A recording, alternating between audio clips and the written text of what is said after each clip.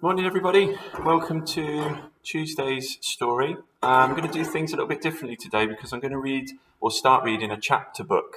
Because I'm getting through my books quite quickly. So today's book is called The Twits. Now, this might be for the next couple of days, but it's one of my favourite Roald Dahl books.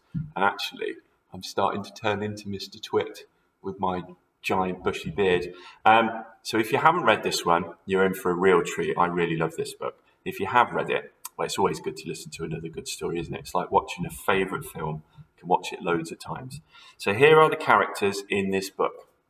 We've got Mr. Twit, Mrs. Twit, the roly-poly bird, and the muggle monkeys. Okay?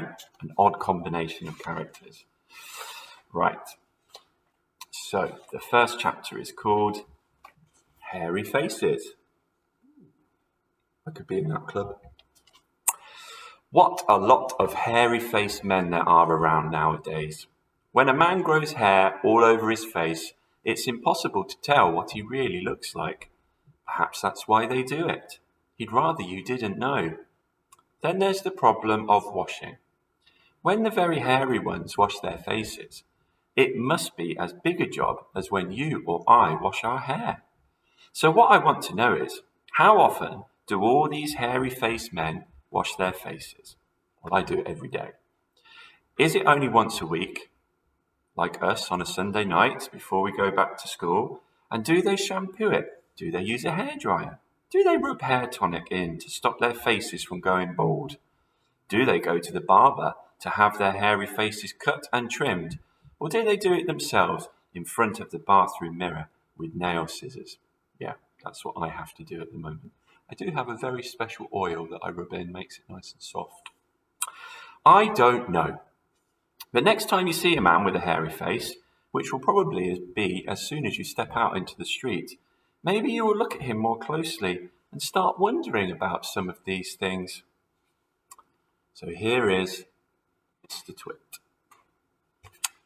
Mr. Twit was one hairy-faced man. The whole of his face, except for his forehead, was thick with hair. The stuff even sprouted in revolting tufts out of his nostrils and his ear holes. Mr. Twit felt like the hairiness made him look terrifically wise and very grand. But in truth, he was neither of these things. Mr. Twit was a twit.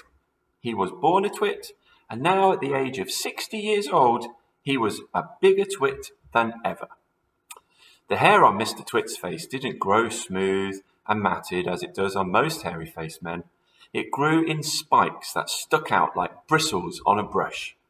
And how often did Mr. Twit wash his bristly, nail-brushy beard?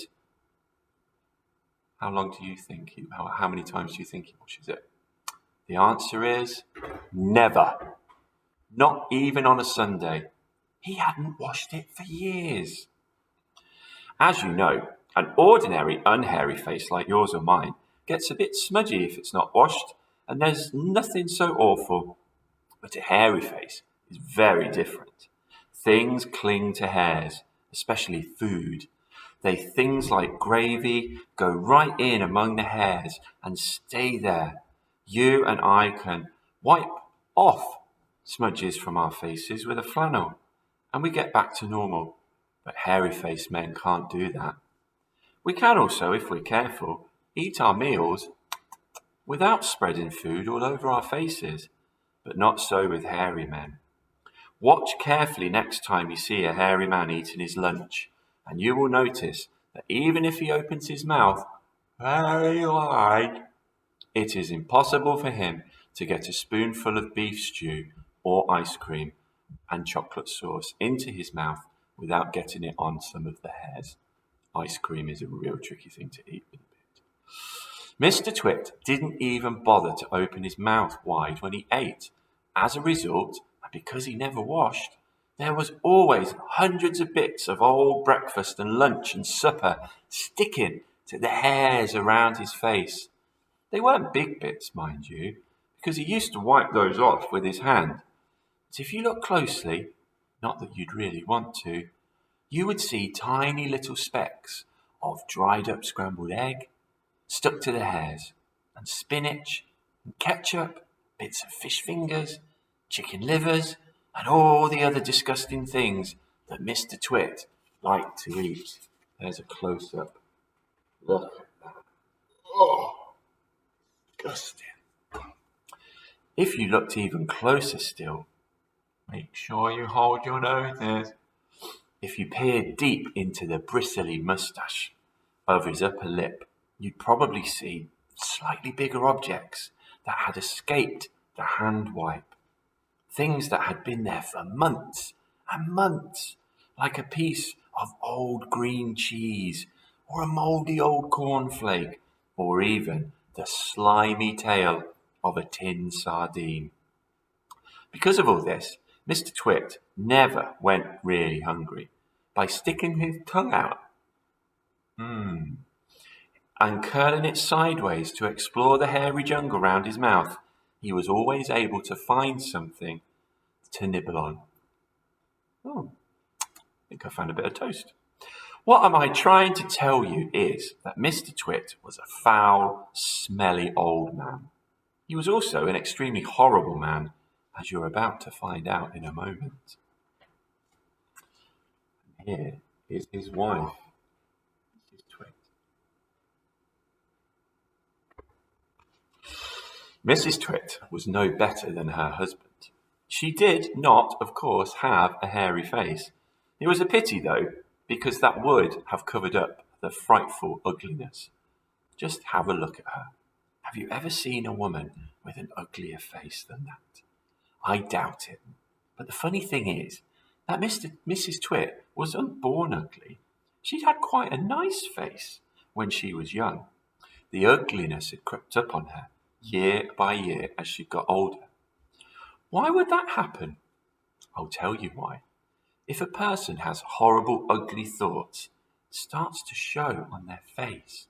When that person has ugly thoughts every day, every week, every year, their face gets uglier and uglier and uglier until you can hardly look at it.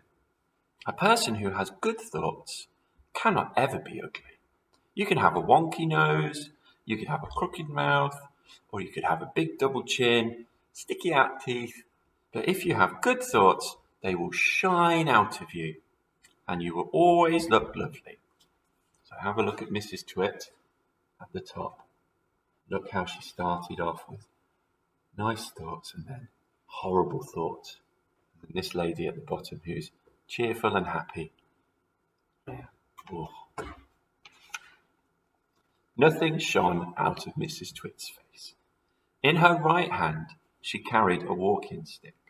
She used to tell people that this was because she had warts growing on the bottom of her left foot. Walking was painful.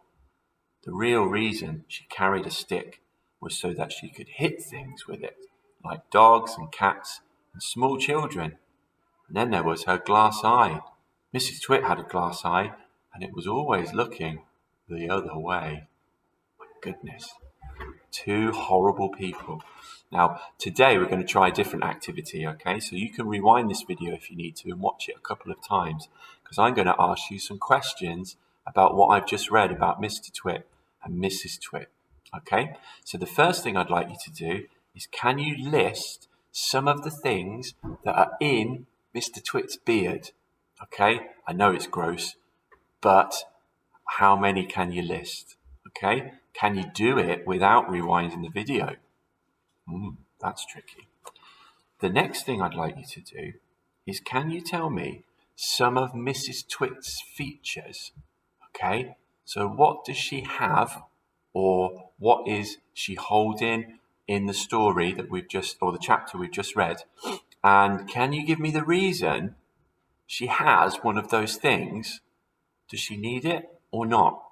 Okay, right. So have a little go at those. If you need to rewind the video, then you can. But if you try and answer some of those questions without rewinding it, that'll be a retrieval exercise.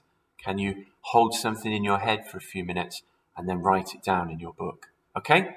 Have a great day. Access to home learning. If you have been having issues, check your email, and we've streamlined it a bit, parents and carers. So hopefully you can get something done today without too much of a headache. Okay, have a great day. Have a great home learning day. Speak to you all soon. Bye.